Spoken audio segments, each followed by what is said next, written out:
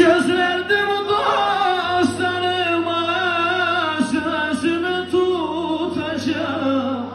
Çok zor olacak ama seni unutacağım. Çok zor olacak ama seni unutacağım. İşte bu kaydenin özü bu.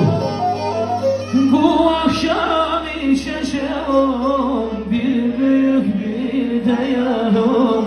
Buz koyun bardağıma, belki sana yarım. Al bir de.